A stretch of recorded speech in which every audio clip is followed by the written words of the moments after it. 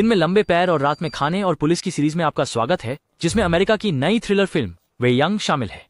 ये फिल्म वेंजन के बड़े शिष्य आर्चीबाल्ड की स्क्रीन पर पहली उपस्थिति है। पूरी फिल्म वेंशियन शैली में बनाई गई है, यहाँ तक कि कुछ दृश्य कॉन्ज्यूरिंग यूनिवर्स से प्रेरित हैं। क्या देख रहे हो? जल्दी से अपने उन बेरोजगार दोस्तों को टैग करो, वैसे भी उन्हें नींद नहीं आ रही है। थ्रिलर फिल्म देखकर समय बिता सकते हैं। अगर आपके पास बड़े बेवकूफ दोस्त नहीं है तो फिर हुआजई को टैग करें। पुराने नियम के अनुसार संसाधन और व्याख्या साथ में अपडेट होंगे। कहानी की शुरुआत एक मनोवैज्ञानिक उपचार से होती है। अमेरिका के होलाला लाला ब्राडुलव ब्राला के लग्जरी बड़े घर में एक महिला जो फुल्लू जितनी सुंदर नहीं है, मनोचिकित्सा करवा रही है। महिला का नाम जिंजी है। वह एक विशेष मनोवैज्ञानिक चिकित्सक है। अन्य लोग मनोवैज्ञानिक आराम प्रदान करते हैं, लेकिन जिंजी इसके विपरीत चलती है। उनके पास आत्मिक क्षमता है। वह सिर्फ रोगी के माथे पर हाथ रखकर उनकी मानसिक दुनिया में प्रवेश कर सकती है। हालांकि ऐसा इलाज करने का भी जोखिम है। चेतना की दुनिया का खतरा भी वास्तविक दुनिया में सिंक्रोनाइज हो सकता है।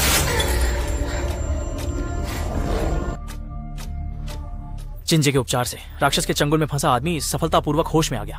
बस वहाँ जब जिंजी व्यस्त थी, एक अजीब लड़की क्लिनिक में आई। उसने अपना नाम रायली बताया और चिंतित होकर जिंजी को ढूंढ रही थी। शायद वह किसी भयानक चीज का सामना कर रही थी।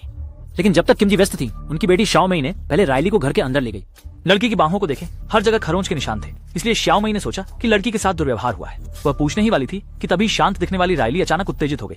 उसने छोटू को बताया कि वह काली चीजों से घिरी हुई है जो उसकी आत्मा को निगलना चाहती है। छोटी में के कुछ कहने से पहले ही लेली डर भरे चेहरे के साथ दूर की ओर इशारा करती है।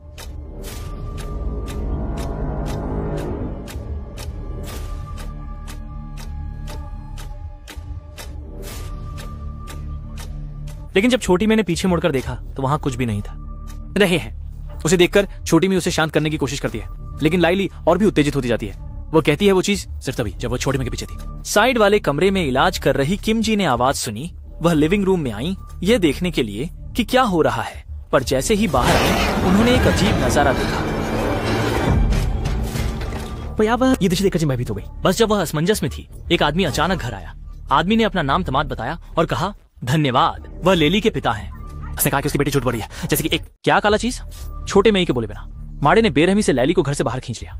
उस बेरहम आदमी को देखते हुए और लैली के हाथ पर के घाव को सोचकर छोटे मई ने सोचा कि लड़की घरेलू हिंसा का शिकार है। वह अपनी माँ से लैली को बचाने के लिए कहने की सोच रही थी, लेकिन जिंजी ने जो दृश्य देखा उससे वह जानती थी कि लड़की किसी गंदे चीज से जुड़ गई है। वह सक्षम थी कि शक्ति बहुत कम थी। उन चीजों से लड़ना असंभव था। फिर जब माँ ने मृतात्माओं का जिक्र किया तो बेटी को लगा कि माँ मदद नहीं करना चाहती। उसने माँ को ठंडा दिल कहा, जो पिता के जैसा नहीं है। बेटी के पिता का जिक्र सुनकर जिंजी को गुस्सा आ गया। असल में शियाओमई के पिता भी एक मानसिक भूत भगाने वाले थे, लेकिन एक बार की भूत भगाने की घटना में पति को राक्षस ने निगल लिया था। परिवार पर बोझ न बने, इस वजह से उसने आत्महत्या कर ली। लेकिन शियाओमई को ये बातें पता नहीं थी। वह सिर्फ जब उसे पता चला कि उसके पिता ने आत्महत्या कर ली है तो माँ का रवैया ठंडा था और उन्होंने पिता के अंतिम संस्कार को बस जल्दबाजी में निपटाया, जिससे छोटे में को बहुत नाराजगी हुई और इस कारण उसका और गोल्डन सिस्टर का मनमुटाव हो गया। माँ और बेटी के बीच इस पर बहुत बहस हुई और अंततः वे बिना खुशी के जुदा हुए।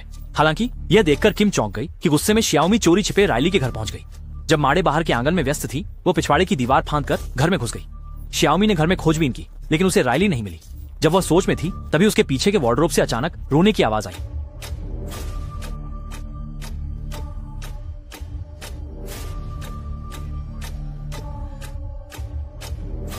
छोटी मैंने कपड़े हटाए और पाया कि अलमारी के पीछे एक गुप्त दरवाजा है। उसने औजार ढूंढकर दरवाजे का ताला खोला। गुप्त दरवाजे के पीछे नीचे की ओर जाने वाली सीढ़ियां थीं, लेकिन जब छोटी में नीचे पहुंची वह रोने की आवाज अचानक बंद हो गई। उसने चारों ओर देखा, लेकिन लेली की कोई झलक नहीं मिली। जब छोटी में को लगा कि शायद उसने गलत सुना है, तब बगल का लकड़ी का दरवाजा खुल गया।